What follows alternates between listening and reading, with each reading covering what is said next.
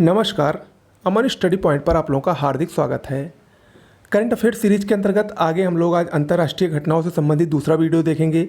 इसमें भी कुछ महत्वपूर्ण सूचनाएं और जो प्रमुख पिछले 7 से 8 महीनों में करंट अफेयर्स की अंतर्राष्ट्रीय घटनाएं घटी हैं उसके संबंधित हम कुछ प्रश्न को देखेंगे। तो आइए शुरुआत करते हैं। पहला प्रश्न है, 13 से 14 नवंबर 2019 के बीच 11वें ब्रिक्स शिखर सम्मेलन का आयोजन कहाँ किया गया। मोस्ट इंपॉर्टेंट है, ये ब्राज़ील के ब्राज़ीलिया में किया गया। अगला है 35वां आसियान शिखर सम्मेलन 31 अक्टूबर से 4 नवंबर 2019 के बीच कहाँ पर आयोजित किया गया। थाईलैंड की राजधानी बैंकॉक में। अगला है, मधुमेह रोग के बढ़ते हुए मामलों से निपटने के लिए अक्टूबर 2019 में शक्कर पेय के विज्ञापनों पर प्रतिबंध लगाने वाला दुनिया का पहला देश कौन बना। सिंगापुर। मोस्ट इंपॉर्टेंट है। अगला है, 11वें ब्रिक्स शिखर सम्मेलन जिसका आयोजन नवंबर 2019 में ब्राज़ील में किया गया, उसका केंद्रीय विषय यानी थीम क्या थी उसकी। जो ब्राज़ील के ब्राज़ीलिया में हुआ उसका थीम था नवोन्मेषी भविष्य के लिए आर्थिक वृद्धि। अगला है, अक्टूबर 2019 में चीन के राष्ट्रपति की भारत यात्रा के दौरान भारत के तमिलनाडु राज्य तथा चीन के किस राज्य के बीच सिस्टर स्टेट रिलेशन हेतु सहमति बनी है। भारत के तमिलनाडु और चीन के फुजियान राज्य के बीच सिस्टर स्टेट बनाया जाएगा। अगला है, 4 से 10 अक्टूबर 2019 के बीच मनाए गए विश्व संरक्षित सप्ताह की थीम क्या थी। चंद्रमा सितारों के द्वार। वर्ष 2019 में चंद्रमा पर मानव के पहले कदम की 50वीं वर्षगांठ मनाई जा रही है। इंपॉर्टेंट है, याद रखिएगा। अगला है, चीन ने अपने रॉकेट लॉन्च मार्च 4B द्वारा नवंबर 2019 के प्रथम सप्ताह में सूडान के किस पहले उपग्रह का सफल प्रक्षेपण किया। उसका नाम क्या है। रिमोट सेंसिंग उपग्रह SRSS-1। अगला है, 28 सितंबर 2019 को विश्व भर में मनाए गए विश्व रेबीज दिवस की थीम क्या थी। रेबीज उन्मूलन के लिए टीकाकरण। अगला है, 27 सितंबर 2019 को विश्व भर में मनाए गए विश्व पर्यावरण दिवस की थीम क्या है। पर्यटन व नौकरियां सबके लिए बेहतर भविष्य। फिर अगला प्रश्न है, 13 से 21 नवंबर के बीच भारत और अमेरिका के बीच त्रिसेवा अभ्यास किस कूट नाम से आंध्र प्रदेश के विशाखापट्टनम और काकीनाडा में आयोजित किया गया।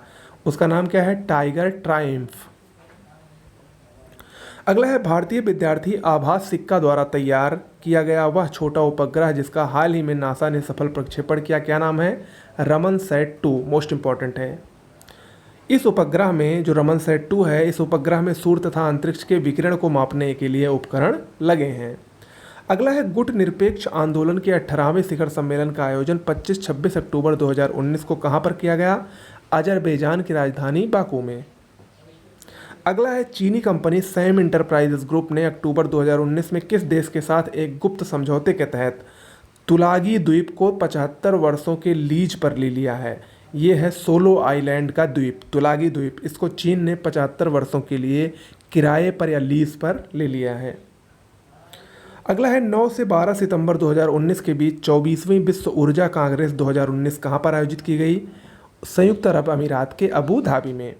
अगला है, 3 से 4 सितंबर 2019 के बीच चौथा हिंद महासागर सम्मेलन 2019 कहाँ आयोजित किया गया।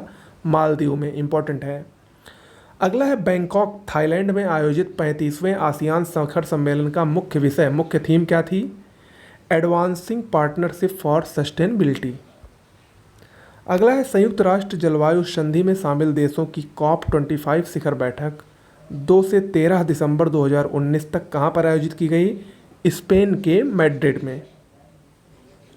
अगला है, वह देश जिसने हाल ही में विश्व के पहले आर्टिफिशियल इंटेलिजेंस विश्वविद्यालय की स्थापना की, क्या नाम है। संयुक्त अरब अमीरात। ये मोस्ट इंपॉर्टेंट है और मुझे ऐसा लग रहा है कि ये परीक्षा में आने वाला है।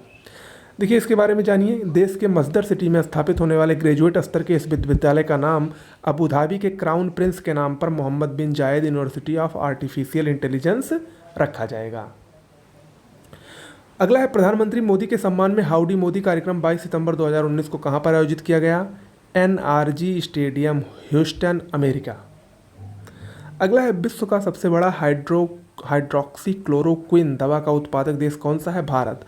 और ये दवा कोविड-19 जो कोरोना के मरीज हैं उनके लिए कुछ हद तक कारगर होती है। अगला है, भारत और किस देश के बीच राजनयिक संबंधों की स्थापना की 17वीं वर्षगांठ 1 अप्रैल को मनाई गई? चीन के साथ। अगला है, राष्ट्रीय जांच एजेंसी किस देश में स्थित गुरुद्वारा पर हुए आतंकवादी हमले के अपने पहले विदेशी मामले की जांच कर रही है? अफगानिस्तान। अगला है, जनवरी 2020 में G77 की अध्यक्षता फिलिस्तीन के बाद किसे हस्तांतरित की गई? गुयाना गणराज्य को। अगला है, वैश्विक पहल it.org किसकी पहल है? विश्व आर्थिक मंच की पहल है।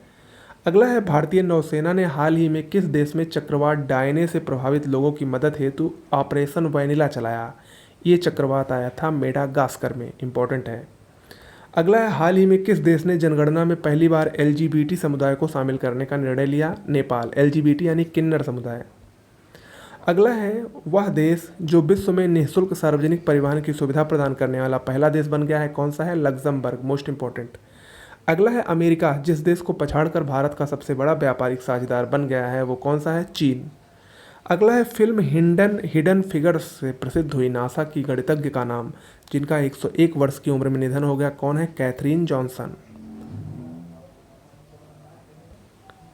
फिर अगला है, मेलानिया ट्रंप द्वारा दिल्ली के सरकारी स्कूलों में जिस शिक्षा प्रणाली को देखने के लिए विशेष दौरा किया गया, उसका क्या नाम है? Happiness classes. Happiness classes Delhi में चलाया जा रहा है। ओके, तो आज के लिए इतना ही करते हैं। मिलते हैं अगले वीडियो में फिर से एक करंट अफेयर्स के नए टॉपिक के साथ। तब तक के लिए नमस्कार।